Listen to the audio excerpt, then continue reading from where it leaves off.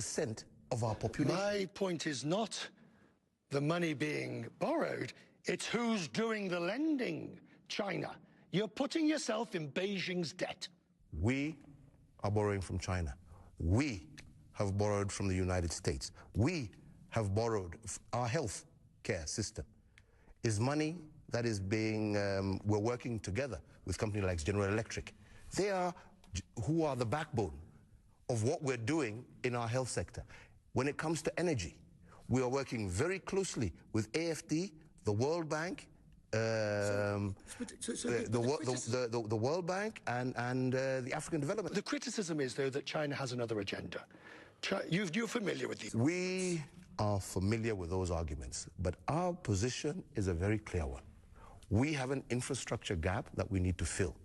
And we are going to work with our partners across the globe who are willing to partner and to work with us to help us achieve our social economic agenda. Because Japan, for example, is our biggest lender when it comes to all our port developments. Today, Mombasa Port wouldn't be without the support of Japan.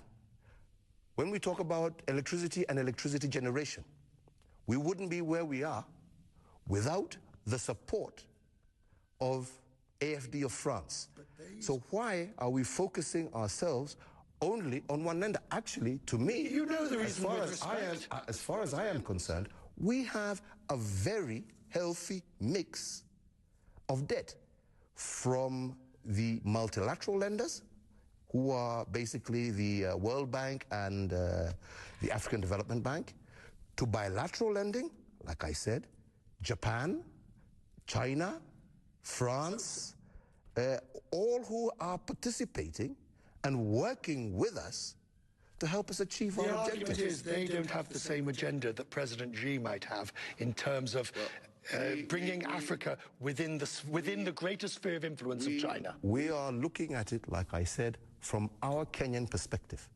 And our Kenyan perspective is that we have a development agenda, we have a social agenda, we have an economic agenda, and we are willing to partner with all countries that help us achieve our objective.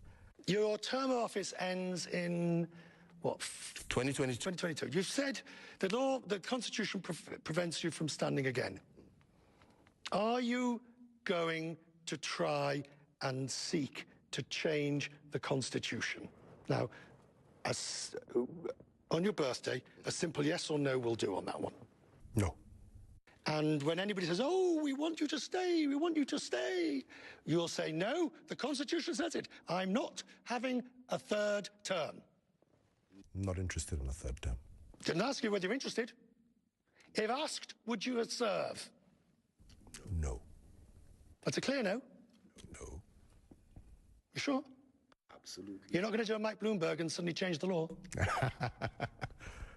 People are talking about constitutional change, but they're talking about constitutional change not necessarily because they're desirous for the president to seek a third term. They're talking about constitutional change because of issues related to the costs of running this new constitution, etc., etc. That's the issues that are on the table. Well, it doesn't get clearer than that. At least I think it doesn't get clearer than that. Let's wait and see if and when in 2 or 3 years' time there's a bigger wiggle room that the president goes through. But at the moment, it seems clear. He says no third term. An historic this morning, a landing for Kenya Airways after it completed its first direct flight from Nairobi to New York City. The chief executive, Sebastian, is with me. Sebastian Mikosh. We'll talk about your flight after the break. Okay. You're still awake? Yeah, I am. Just barely.